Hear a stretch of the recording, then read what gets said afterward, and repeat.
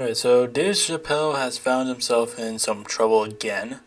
This time regarding his most recent Netflix special.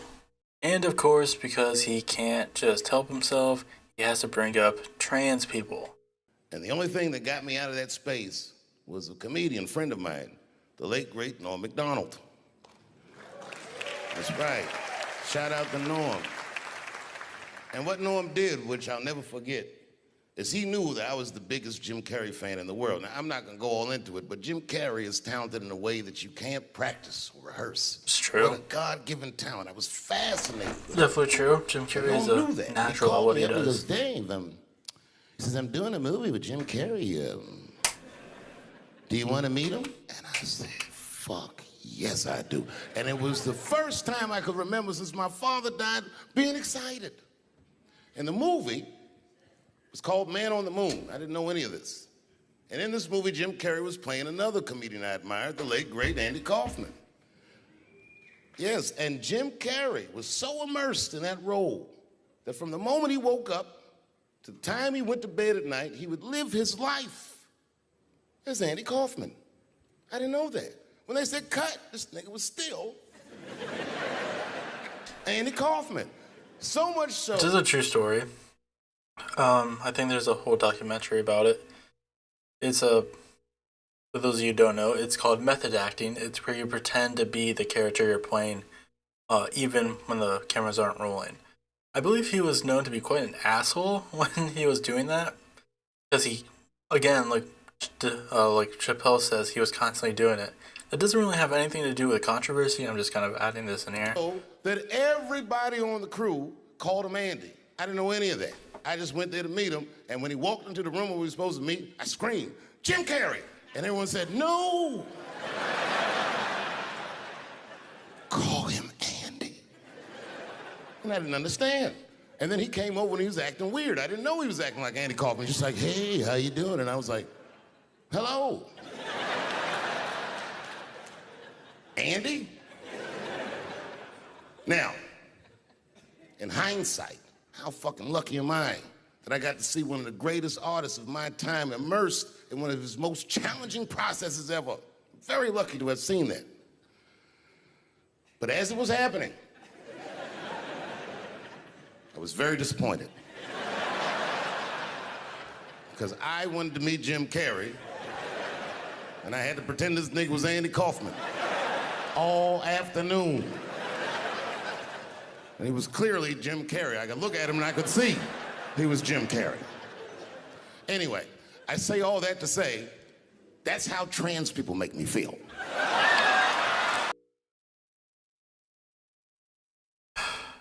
It's really disappointing. So I saw this posted, like, I believe it's been a few days, maybe even a week, since this special has come out, since this has began circulating the internet. And here's the thing. I became a fan of Dave Chappelle when this controversy was happening with, like, the trans community. And it was during a time where I didn't really understand the trans community that much. His trans jokes just didn't really hit, and it has nothing to do with, like, people on the left being snowflakes. It's just that these jokes aren't funny. Yes, people are laughing at them, but it's more than likely because Dave Chappelle has kind of brought upon this fan base of, like, these right-wing weirdos who just want to laugh at trans people, or they're just people who are just kind of like chuckling along, just hoping, like, yeah, like, I don't care that much about the trans stuff. I just wish he would go on to the, good jokes. But he's still Dave Chappelle. He's still a good comedian. It's just that when it comes to this stuff, he's just not great. Like, you can make jokes about trans people, but, like, this is not the way to do it because it's just not good.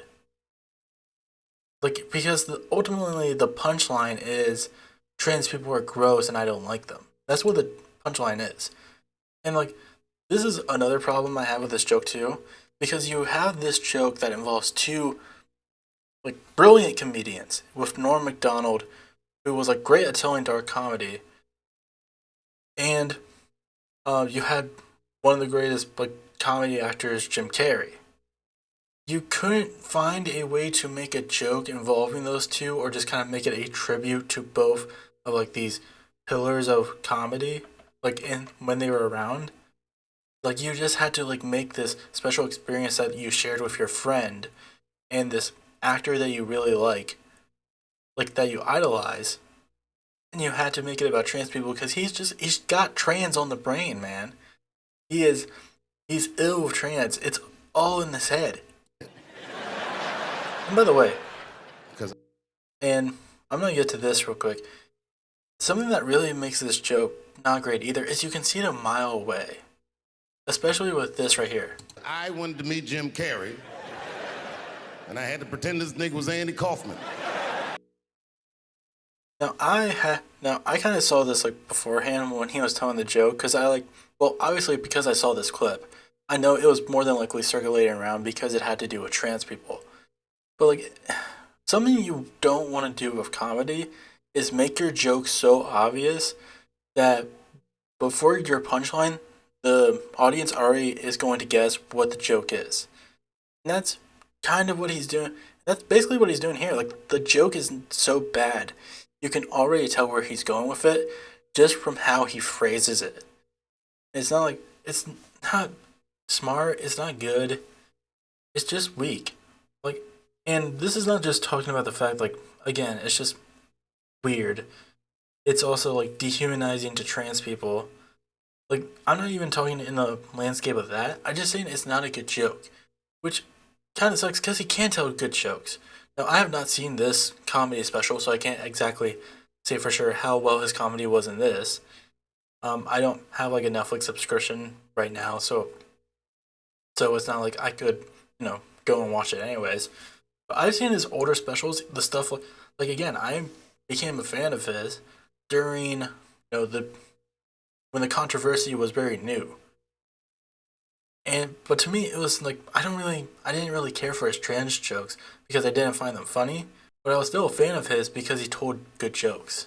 And it's just kind of sad to see him where he is now. Like I'm not familiar with too much of his, you know, early work. Again, I am a pretty new fan. Like he has good jokes that he can't tell in this day and age. But for some reason he just won't let go of the trans stuff, and it kind of ruins a lot of his set. Because I remember I forget which one it was. It was probably the third one when like the controversy was like very big at the time, like when it was like at a fever pitch. And it was just so much of his set you could just kind of tell he was just kind of angry. Like he was just kind of angry at the hate that he was getting.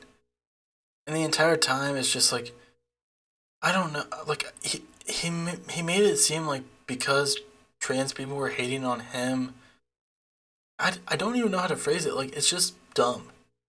It was just a dumb thing. You could just tell he was angry at like the backlash he received, and he didn't know how to process it. It reminded me. It's not to the extreme to where this happened. Like it kind of reminded me of like. Do you guys remember when Chris Rock came back with a comedy special that was filmed after the Will Smith slap? And when he was like talking about it in his special, he wasn't so much making a joke of it. He was just yelling about it. It was just so like he obviously did not have enough time before that special to really process it in order to really encompass it into his comedy special. So you could just tell how angry he was. And it's not like that's just his style of comedy. I've seen his comedy specials too, especially like I think it was like the one before, like what was it? Tambourine. It was Tambourine. I saw that one, and like, you know, he can, he definitely has like a loud voice, but it's not so much of an angry voice as much as it's just like he's just kind of shouting, but not like in an angry tone. But when you saw his set that involved this Will Smith slap, it was just you could just tell he was angry. He didn't want to make a joke. He just wanted to get his anger out. And like he can be angry about that if he wants, but like you could just tell how awkward it was in that whole set when you just have this angry man who doesn't really know how to like deal with his situation, just kind of like voicing his frustration out to his audience who are there to, get, chuckle. They're there to chuckle. They don't really care that much about what's making you angry. And it can really hurt yourself when you're doing so. But yeah, he also had some other jokes in these that weren't that great. Now, this was one about Little Nas X. I don't think this was this the same one. Maybe because he has like All at great Andy Kaufman. I don't think so. I think this is a different set. I know he had this joke about Lil Nas X. I'll just play it real quick. What do you want to be when you grow up? I don't want to say, because I don't want the other kids to laugh at me. Who cares if they laugh? Your dream is yours. Own your dream so they can come true. Say it loud and proud. What do you want to be when you grow up? Lil Nas X. And that nigga stood up in front of the whole class. I want to be the gayest nigga that ever lived. I'm going to do a music video and slide down a stripper pole all the way to the depths of hell and suck the devil's dick at 10 o'clock on BET while all the kids are awake and can see me. Like that one also isn't great either. Like, because it goes back to the whole like controversy with like when Montero was released. It was just like, what about the children? Like, it's not for them. Also, Lil Nas X responded to this. Y'all gotta let Call Me by Your Name go. Me and the devil broke up 3 years ago. Y'all acting like children of divorce. And this is great.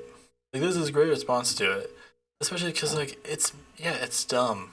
Like, also, like, again, it's doing this whole thing where it's, like, spinning, like I said earlier. He said, he sucks the devil's dick at 10 o'clock on BET, when all the children are watching. I'm pretty sure they're at school at 10 o'clock, Dave. I think they're at school at 10 o'clock. I don't think they're watching BET.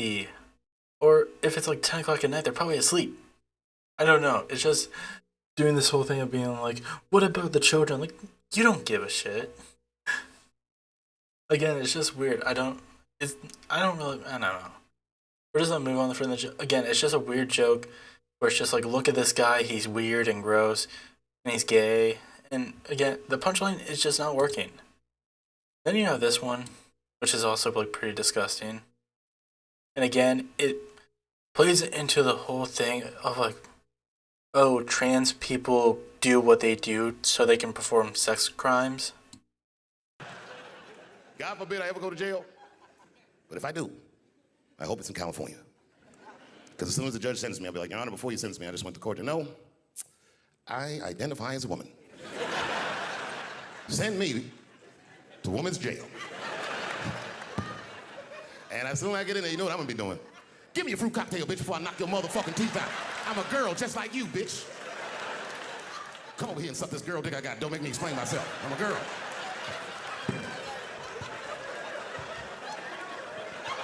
Again, it's just like playing into the whole thing of trans people are gross.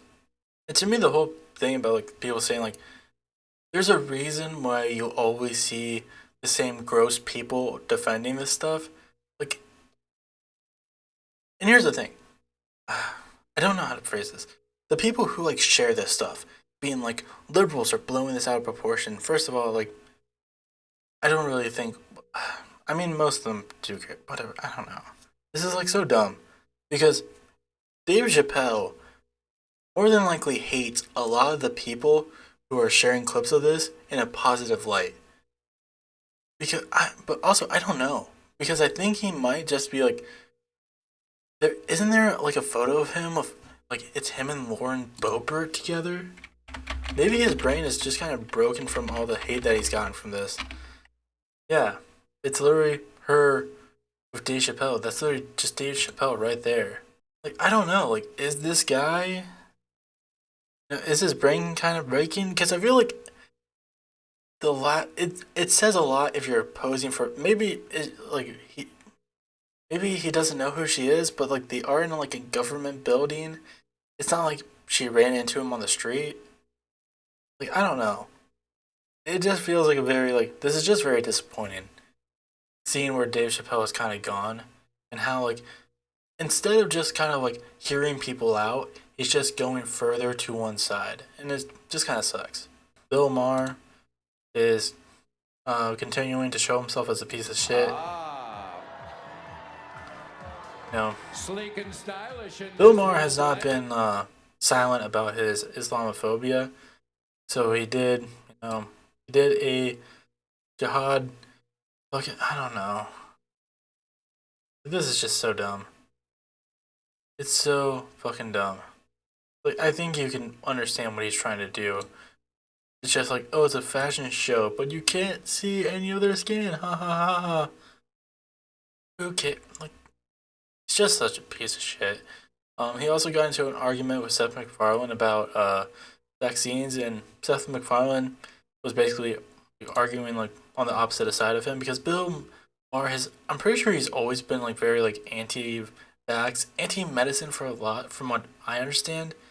And Seth is kind of like arguing back at him. But then why are doctors wrong about so much? Well, because well, first of all, I mean, I already literally just cut him off. It's trial and error. That's what science is. You experiment.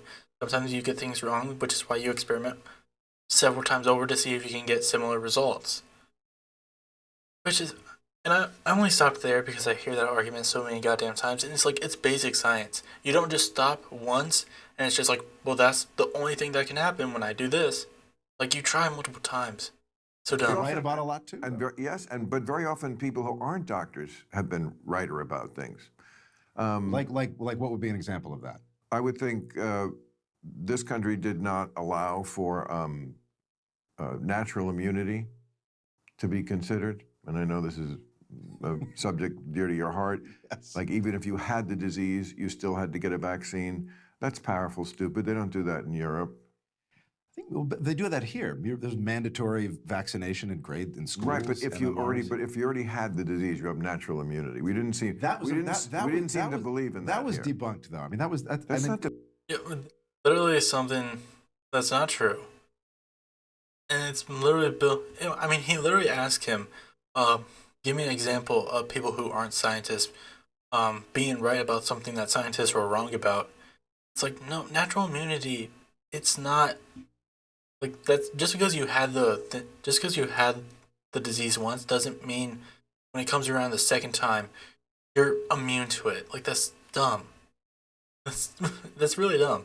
Does that mean like if I get the cold once, I can never get the cold again? Like, no, you can still get the cold. Don't you know people who've had COVID 4 or 5 times? I do. That's not natural immunity. There's no immunity there. You've had COVID 5 times. Probably because you had too many vaccines. I didn't have COVID. Did the vaccine gave you COVID? Well, that's certainly nothing unscientific about the fact that the vaccine, which does weaken you in order to strengthen you. Says do all vaccines. Exactly. Yeah. But while you're in a weakened state, yes. That's why so many people like me got. Which is why you should be more careful about your surroundings when you take the vaccine. I'm like, this is so dumb. Like, yeah, okay, so what? You're not going to get vaccinated and get something that's just going to make you weaker, or you're going to take this thing, well, making you weaker will ultimately make you stronger. So it's either you get weaker, or you get weaker for a short amount of time to get stronger later on. Like, I don't know how he can be this dumb and have this much of a platform. It's so dumb. And I'm not going to watch the entire thing because I'm not going to waste my time on Bill Maher. I think we might just leave it off here. I was thinking about going into the Katt Williams interview because, like, he's also a comedian and that's something that's really popping off. But, like, I've only seen a few clips of it. I don't really have that much interest to really explore most of it because I don't know that much about Katt Williams and like a lot of the stuff involving that situation. I think he has some good points, at least from like the stuff I was able to gather from it. In terms of like, it was like the Steve Harvey, Bernie Mac situation. But there was other stuff where I was just like, like, I don't think he has like amazing takes when it comes to some of this. Like, and I feel like people have been like, they've been like back and forth praising this interview. He's just a dude. He's just a guy. He's not like this ultimate truth teller. He's not like this ultimate truth teller. He's just a guy with his own experiences who has a lot of grievances that he wants to air out. and he did it on Shannon Sharp's podcast. And it's like, that's fine if he wants to do that. But like, it was like his whole like, it was him like talking about like Kanye too. I was really like, ugh. Like, I don't know. Like, just because like he might tell some pretty good points on certain situations does not mean that everything he says is like good. I don't know. Again, I don't want to get too much into it. It's not something that I really want to focus on. It's just something that the internet has been talking about a little bit. But yeah, we're just gonna move on from now.